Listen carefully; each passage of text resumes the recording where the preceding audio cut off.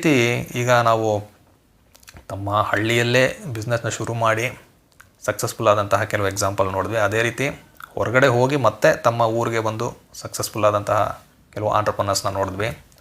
ಮತ್ತು ತಮ್ಮ ಒಂದು ಸಮಾಜದಲ್ಲಿ ಇರುವಂತಹ ಸಮಸ್ಯೆಗಳಿಗೆ ಪರಿಹಾರವನ್ನು ಹುಡುಕಿ ಅದನ್ನು ಒಂದು ಬಿಸ್ನೆಸ್ಸಾಗಿ ಕನ್ವರ್ಟ್ ಮಾಡಿದಂತಹ ಕೆಲವು ಆಂಟ್ರಪ್ರನರ್ಸ್ ಯಾರು ಅಂದರೆ, ಇವಾಗ ಉದಾಹರಣೆಗೆ ಕೊಯಂಬತ್ತೂರಿನ ಜಯಶ್ರೀ ಇಂಡಸ್ಟ್ರಿ ಮಾಡಿದಂತಹ ಮುರುಗಾನಂದಮ್ ನಿಮಗೆ ಎಲ್ಲರಿಗೂ ಗೊತ್ತು. ಪ್ಯಾಡ್ ಮ್ಯಾನ್ ಅಂತ ಒಂದು ಮೂವಿ ಬಂತು ಅಕ್ಷಯ್ ಕುಮಾರ್ ಅವ್ರದ್ದು.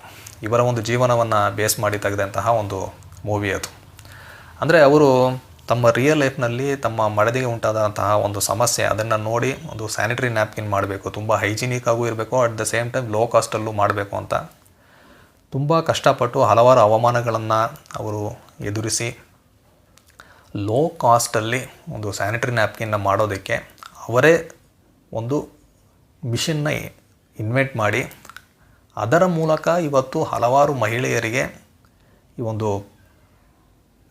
ಈ ಪ್ರಾಡಕ್ಟ್ನ ನೀಡಿ ಆ ಮಹಿಳೆಯರು ಆ ಪ್ರಾಡಕ್ಟ್ನ ಇವತ್ತು ಯೂಸ್ ಮಾಡಿ ಪ್ರಾಡಕ್ಟ್ನ ಕ್ರಿಯೇಟ್ ಮಾಡಿ ಅದನ್ನು ಸೆಲ್ ಮಾಡಿ ಇವತ್ತೊಂದು ಬಿಸ್ನೆಸ್ ಥರ ಅದನ್ನು ಡೆವಲಪ್ ಮಾಡಿದ್ದಾರೆ.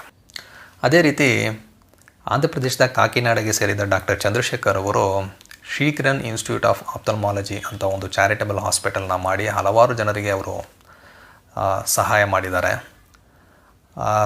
ಇನ್ನೊಬ್ಬರು ಎಂಟ್ರಪ್ರನರ್ ನಾವು ನೋಡ್ಬೋದು, ಯಾರು ಅಂದರೆ ಕಾಶ್ಮೀರಕ್ಕೆ ಸೇರಿದಂತಹ ದಿಲಾಫ್ರೋಸ್ ಗಾಜಿ ಅವರು. ಇವರು ಕಾಶ್ಮೀರದಲ್ಲಿ ಇರುವಂತಹ ಒಂದು ಸಿಚುವೇಶನ್ ಏನಿದೆ ನಮಗೆ ಗೊತ್ತು, ಅದೇನು ಅಂತ.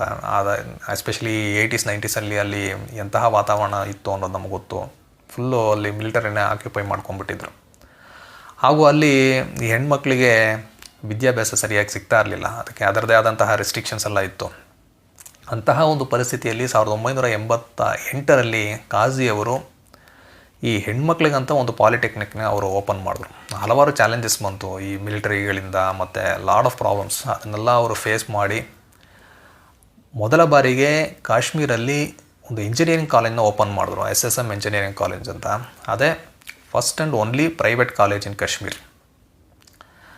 ಇವರು ಇರ್ಬೋದು, ಅಥವಾ ಕೇರಳದ ಕೊಚ್ಚಿಗೆ ಸೇರಿದಂತಹ ಸಂಜಯ್, ಸುಜೋ ಮತ್ತು ಪ್ರಣವ್, ಇವ್ರು 3 ಜನ ಸೇರಿಕೊಂಡು ಕೇರಳದಲ್ಲಿ ಫಸ್ಟ್ ಟೈಮ್ ಒಂದು ಆನ್ ಕ್ಯಾಂಪಸ್ ಸ್ಟಾರ್ಟಪ್ನ ಶುರು ಮಾಡಿದ್ರು.